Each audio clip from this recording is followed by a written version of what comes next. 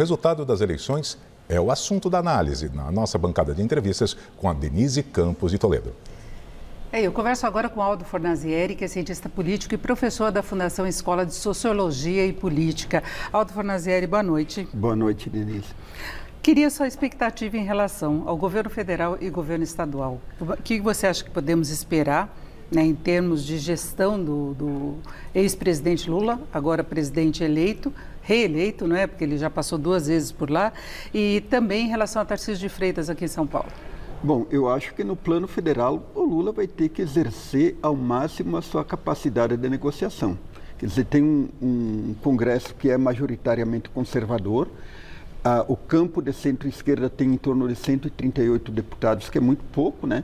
Evidentemente que o Lula tem essa habilidade para constituir uma aliança que pode ser majoritária, mas tudo vai ter que ser negociado. Então, essa é a perspectiva. Não dá para imaginar que o Lula vai chegar lá e vai conseguir o apoio do PSD, do Kassab, parte do MDB, parte do PSDB também, sem negociar. Então, essa que é a palavra de ordem, negociação mais negociação. Nesse sentido, vai ser um governo talvez mais dificultoso do que os 2 governos anteriores do Lula. Por quê? Porque estamos saindo de um quadro de polarização extrema. O bolsonarismo tem uma certa força no Congresso e ele vai tentar tensionar, digamos assim, esse campo. O quadro da economia ele não é muito agradável, né? Então vai depender também muito da escolha do ministro da Economia, da Fazenda. Vamos ver qual vai ser o nome do ministério. Deve ter os 2, inclusive. Exatamente. Deve dividir novamente, né? Então, esse é o quadro nacional. No Estado, eu penso que o Tarcísio vai fazer uma inflexão rumo ao pragmatismo. Por quê? Aqui ele vai ter que compor porque ele não tem força própria no Estado, ele é um forasteiro, digamos assim. Então ele não tem uma força articulada. Tem os republicanos, mas só com os republicanos você não governa. Tem uma Assembleia Legislativa que tem que ser considerada. E dividida. Então eu acho que em parte ele vai se compor com o PSDB, né? Até porque o PSDB apoiou ele no Estado. Então, e o perfil dele, o perfil do Tarcísio não é ideológico. Então, eu acho que ele vai tender mais para um pragmatismo, com uma relação razoável com o governo federal e uma negociação aqui no campo. O que me preocupa mais é se ele mexer na estrutura da segurança pública, porque, mal ou bem, nós temos a melhor segurança pública do país aqui em São Paulo. E ele sinalizou que iria mexer. Eu penso que as forças policiais que se articulam ali vão resistir se ele quiser implantar o modelo do Rio de Janeiro.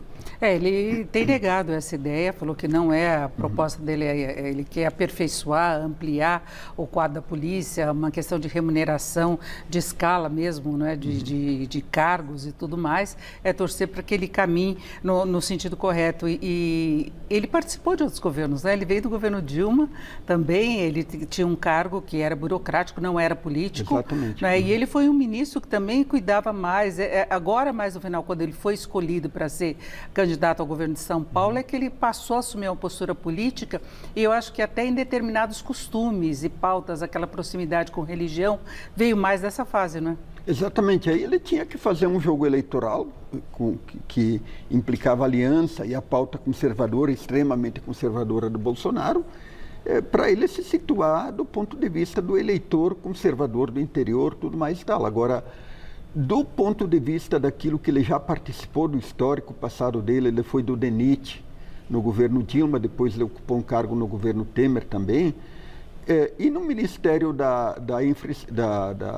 dos Transportes, né, eu acho que dos Transportes, da infraestrutura, não me lembro bem como é que era o nome do ministério agora, ele fez uma gestão relativamente pragmática, embora em determinados momentos tenha participado de atos não aconselháveis com o Bolsonaro. Mas vamos ver, eu acho que a expectativa é que se ele quiser governar razoavelmente e não se meter em grandes dificuldades políticas, ele deve assumir um perfil pragmático. Agora, tirando essa questão do Congresso, pelo resultado dos estados de modo geral, o bolsonarismo prevalece como uma força política de fato, e mesmo no Congresso, seria mais aqueles políticos de centrão que são abertos à negociação, ou a parte ideológica pode ter muita força e manter vivo o bolsonarismo? Então, eu acho que no campo dos governadores nós temos um equilíbrio maior.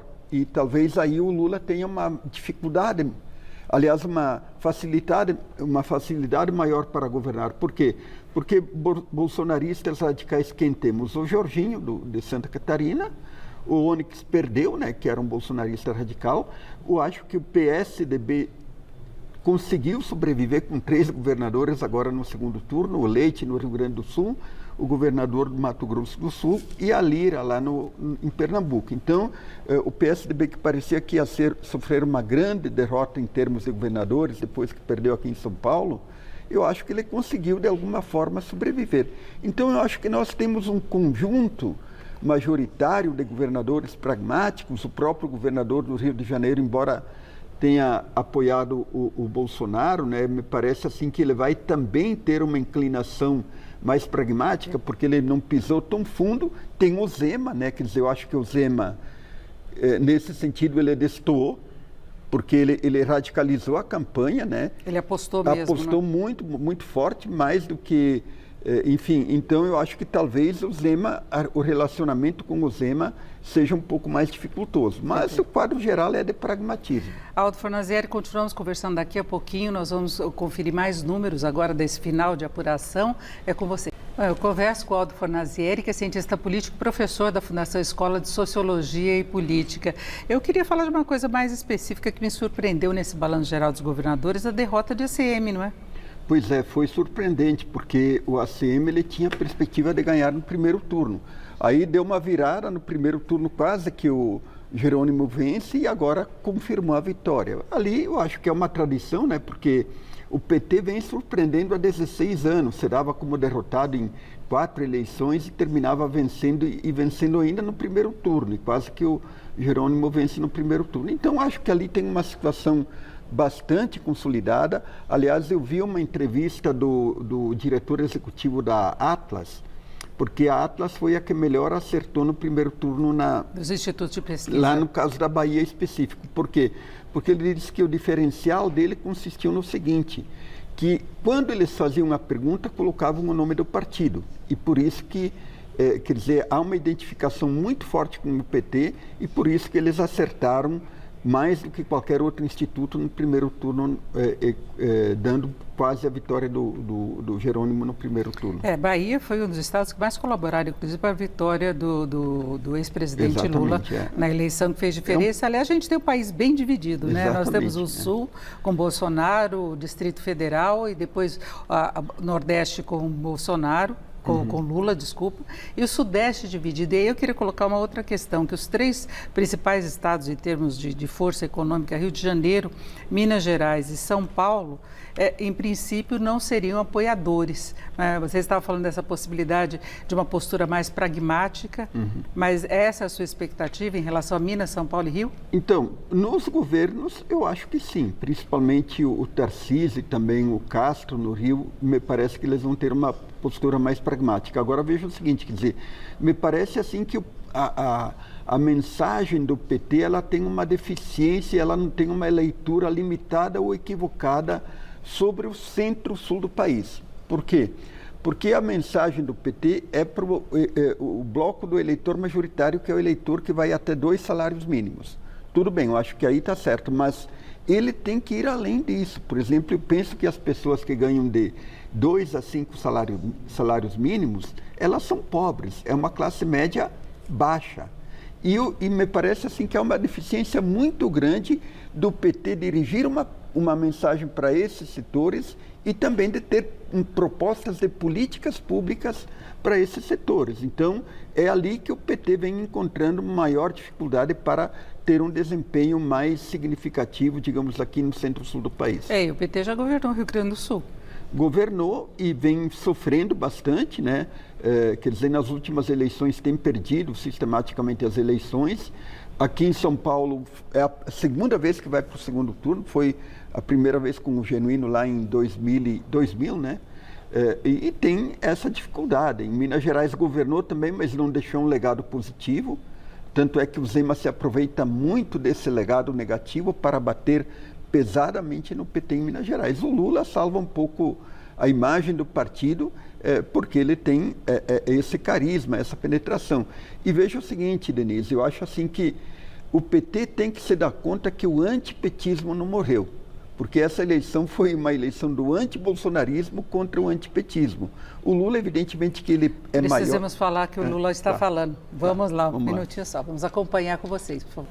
Bom, eu converso aqui com o Aldo Fornazieri, cientista político. Aldo, como é que você avalia tanto o que falou, né, o presidente eleito Lula, como Tarcísio de Freitas? Tarcísio de Freitas já falou, inclusive, que depende da questão da segurança que te preocupava, do governo federal. Exatamente. Agora, em relação ao presidente Lula. Então, eu acho que o Lula emitiu a mensagem correta, quer dizer, a vitória não foi dele, não foi dos partidos, não foi das ideologias, foi a vitória do povo brasileiro. E, nesse sentido, ele sinaliza também para um governo amplo. Me parece que essa é um pouco a mensagem subliminar que ele está dizendo. Quer dizer, não vai ser um governo petista e não vai ser um governo que vai ter a predominância desse ou daquele partido.